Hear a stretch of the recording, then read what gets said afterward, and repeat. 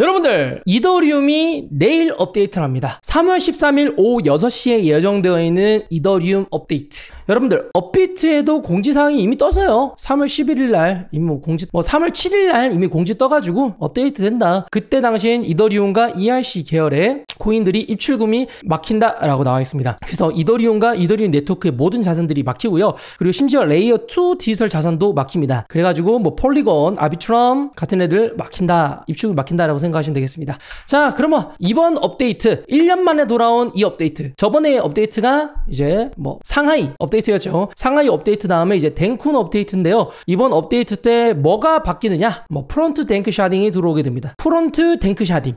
이게 가장 핵심 내용이고요. 이게 옵티미즘과 아비트럼의 레이어 2 스케일링 솔루션의 거래 수수료를 최대 100분의 1까지도 절약할 수 있는 레이어 2 코인에 대한 단기적인 호재가 될 수 있는 내용들이 여기에 들어가져 있습니다. 좀 봐줄 수 있어? 좀 많이 사서 불안해 낮에 팔걸. 좀 이따 봐드릴게요. 단가 맞추셨네. 5,000원. 감사합니다. 박수 좀 이따 봐드릴게요.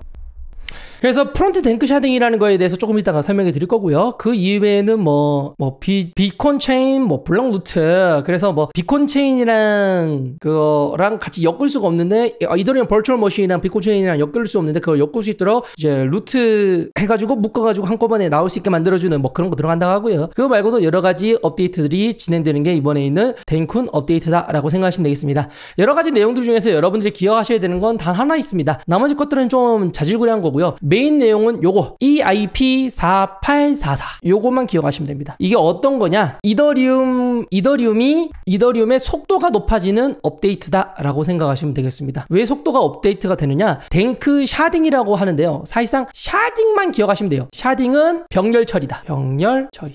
이를 분산해서 다 같이 처리해서 속도가 빨라진다 라고 생각하시면 되고요.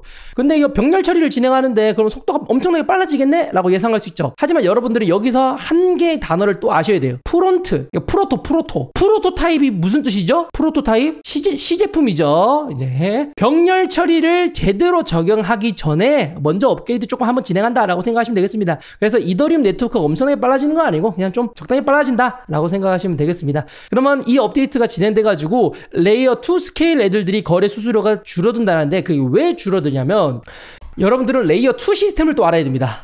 골 때리죠. 네, 간단하게 알려드리겠습니다. 자, 이더리움이 있습니다. 이더리움 전송 수수료 얼마인지 아십니까? 전송 수수료 $5 정도 합니다. 지금 1330원이니까 6,000원이에요. 코인 한번 전송하는데 6,000원입니다. 근데 레이어 2 아비트럼 같은 애들들은 전송 수수료가 얼마인지 아십니까? 0.28달러입니다.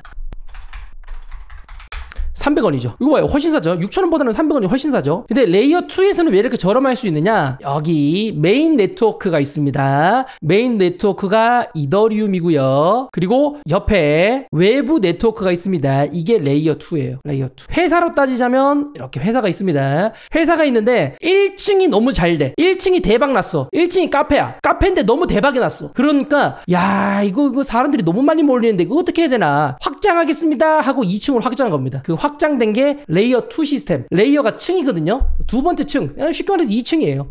그래서 레이어 2 시스템은 2층에 있었던 일에 대한 정산을 1층으로 보내고요. 그게 확인된다라면 이제 정상적인 거래로 인정된다라고 생각하시면 되겠습니다. 그래서 본점이 아니라 분점이라고 생각하시면 되겠습니다. 그 분점이 폴리곤, 아비트럼, 옵티미즘, 수이 이런 애들들이 이더리움의 분점, 레이어 2 시스템들이다라고 생각하시면 되겠습니다. 그런데 2층에서 1층으로 왔다 갔다 할 때 수수료가 듭니다. 수수료. 이 수수료가 1MB당 $1,000 정도예요. 다시 한 번 더 쉽게 말하면 레이어 2에 있는 애들들이 레이어 1 이더리움 쪽이랑 통신을 해가지고 실제 콜 데이터, 실제로 이더리움 네트워크에 검증하기 위해 쌓여져 있는 데이터와 정보를 수신을 해야 되는데 이거 할 때 수수료가 막대하게 들어갑니다. 그 수수료는 여기에 나와 있습니다. 얘네들이 수수료 쓴 거 보면 거의 100이더씩 씁니다. 아비트럼도 100이더, 스타크도 100이더, 이런 거 보면 다 100이더리움씩 씁니다. JK도 100이더씩 씁니다. 이더리움을 엄청나게 많이 수수료로 써요. 2층에서 1층 왔다 갔다 그럴 때. 그런 2층에서 1층으로 왔다 갔다 할 때 수수료를 줄여주는 게 이번 업데이트다. 휴 끝이야. 더 어려운 거 안 나와. 쉽죠? 쉽죠? 이제 알겠어? 이더리움이 너무 잘 돼서 분점을 냈어. 그 분점에서 본점으로 왔다 갔다 할 때 수수료가 드는데 그 수수료가 너무 세니까 그 수수료를 낮춰준대. 그 업데이트가 이번 업데이트야. 그래가지고 레이어 2 시스템 애들들이 수혜를 받는다. 2층에 있던 애들들이 1층으로 갈 때 너무 큰 돈을 내는데 돈 조금 내니까 수혜를 받는 거다 라고 이해하시면 될 것 같습니다. 네, 더 설명하고 싶긴 한데 이게 바이너리 라지 오브젝트라고 블롭 개념이 여기서 또 등장을 하게 되는데 간단하게 설명해 드리겠습니다. 이제 이더리움 쪽에는 이제 블롭이라는 게 생기고 이 블롭을 통해 가지고 이제 레이어 2와 레이어 1이 통신을 한다라고 생각하시면 될 것 같습니다. 블롭의 크기는 128KB 고정이 되어 있고요. 18일 뒤에 자동으로 휘발성이 되는 걸로 되어 있습니다.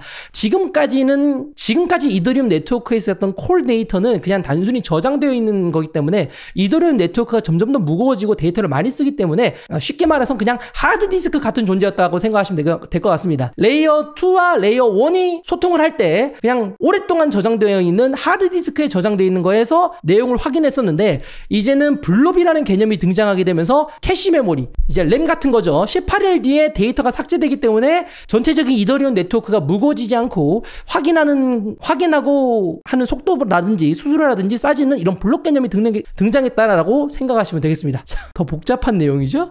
이해 쏙쏙 돼요? 하드디스크에서 램으로 진화했다 라고 이해하시면 될 것 같습니다. 자, 그래서 이런 업데이트 내일 바로 진행할 예정입니다. 3월 13일 오후 6시에 진행할 예정이고요.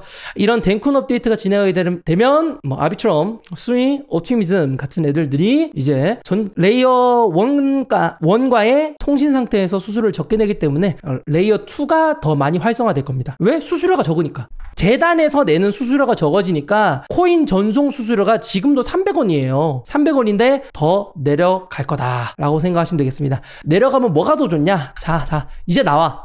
기술은 여기까지야. 이제 나와.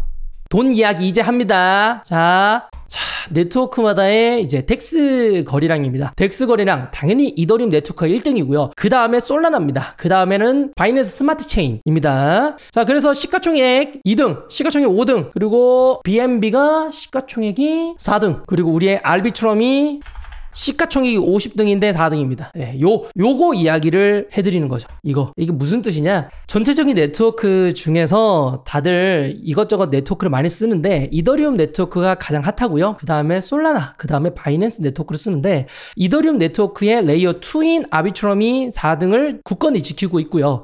이렇게 4등을 지키고 있는데 이제 이번에 덴쿤 업데이트를 통해 가지고 블록 개념이 들어가게 돼서 수수료가 조금 더 낮아지게 된다면 조금 더 활성화가 될 수 있다라고 생각하시면 될 것 같고요. 가끔씩 4등에 있었던 아비트럼이 2등까지 거래량이 높아지는 현상이 있기 때문에 수많은 사람들이 이더리움 네트워크에서 레이어 2 시스템으로 아비트럼을 많이 차용한다라고 생각하시면 되겠습니다. 자, 그래서 아비트럼한테는 이번에 있는 업데이트가 호재긴 호재입니다. 이미 수많은 사람들이 쓰고 있는데 수수료가 더 많이 낮아지게 되면서 그 안쪽에서 사용되는 DAB라든지 디파이라든지 이런 애들도 더 많이 활성화될 수 있는 계기가 될 수 있는 거죠. 그런데 호재만 있느냐? 아닙니다. 화재도 있습니다. 우리 아비트럼의 화재는 이겁니다. 2024년도 3월 16일 현 유통량의 77.1%에 해당하는 규모의 아비트럼이 해제됩니다.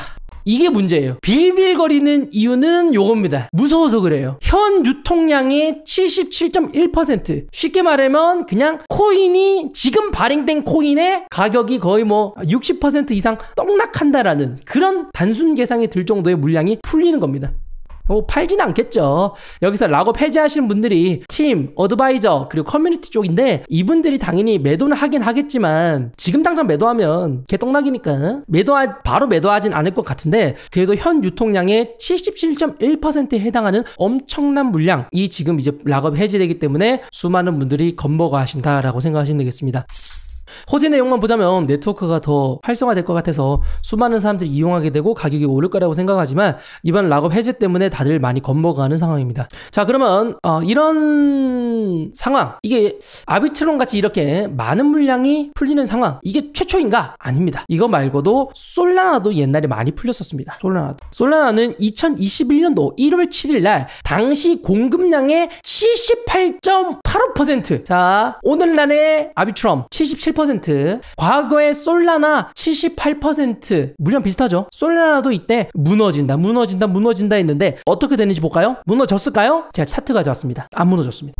제가 이게 딱 집을 때 7일 찍고 싶었는데 이거 못 찍긴 했는데 6일입니다. 차트 보시면 그 다음부터 올라가요. 락업 해지되고 그 다음에 쭉 올라와서 7배 올라갔습니다. 락업 해지 엄청 많이 됐어요. 얘도 공급량의 78%면 코인이 지금 있는 물량이 한 2배 생기는 거예요. 코인 가격이 그냥 떡 나갈 거라고 모두가 생각했지만 이때 당시에도 불량이었었죠. 지금도 거의 불량 초입 아닙니까? 불량 초입이기 때문에 뭐 상황은 비슷합니다. 무조건 솔라나처럼 된다라는 보장은 없지만 당시 비슷한 상황에 처해 있었던 솔라나로 비유를 하자면 솔라나도 이렇게 수많은 물량이 풀렸지만 그 물량이 풀리기 전까지는 빌빌기었습니다. 그 전까지는 가격적으로 우울했지만 물량 풀리고 나서 그래도 가격적으로 크게 문제가 없으니 정상적으로 잘 상승했다라고 기억하시면 될 것 같습니다. 그럼 우리는 이거 어떻게 하면 될까요? 락업 풀리기 전까지는 조심해야 되는 게 맞다. 락업 풀리기 전까지는 미래가 어떻게 될지 모르니까 실제로 유통량의 70 몇 %가 풀리니까 그게 바로 매도되면 떡락이잖아요. 그러니까 락업 해지되기 전까지는 가만히 있다가 락업이 해제되고도 그럼 뭐 2, 3일 더 지나더라도 뭐야 락업이 해제됐는데 폭락하진 않았네? 떨어지진 않았네? 그래도 차트도 이쁘네 하면 그때 다시 한 번 더 여러분들이 매수 고민하시면 될 것 같습니다. 그래서 아비트럼에 대한 내용, 아비트럼에 대한 호재 내용과 아비트럼에 대한 악재 내용, 그리고 악재 내용 중에서 과거에 비슷했었던 악재 내용까지 비교해서 알려드렸습니다. 지금 아비트럼 차트 이쁘고요. 아비트럼 살만한 자리라고 생각은 들긴 듭니다. 하지만 풀리는 물량이 그냥 상당히 많은 물량이 풀리기 때문에 락업 해제되기 전까지는 웬만하면 매수하시는 것보단도 지금은 굳이 매수하지는 마시고요. 락업 해지된 이후 2, 3일 정도 지켜보면서 뭐야 폭락은 없고 오히려 차트가 이뻐지네? 하면 그때 여러분들 매수하시는 게 가장 대응으로서 좋아 보입니다. 그리고 아비트럼을 들고 계시는 분들은 본인 베팅입니다. 아비트럼 들고 있는 사람은 어떻게 하나요? 이거 보고 혼자서 상상하시던지 아니면 쫄리면 파시던지 그렇게 하셔야 돼요.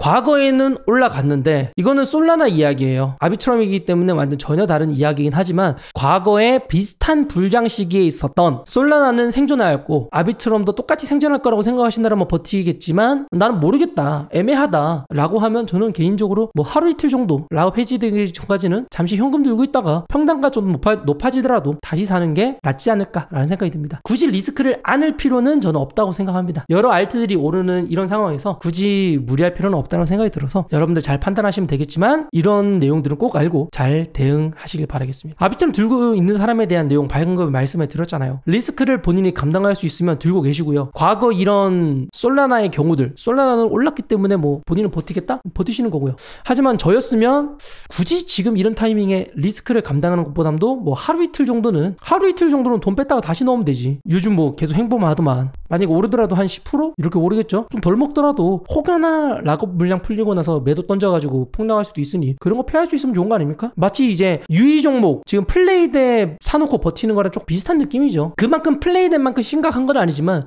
유통 물량의 77.1%라고 해당되는 물량은 조금 치명적으로 좀 물량이 많이 풀리는 거기 때문에 저는 조심해도 괜찮다라고 생각이 듭니다. 자 이렇게 해서 오늘 PPT 내용 말씀해 드렸습니다. 그럼 다들 해당 내용 참고하시고요. 매매할 때 도움이 됐으면 좋겠습니다. 야 아이 찹찹찹 다 알려드렸습니다.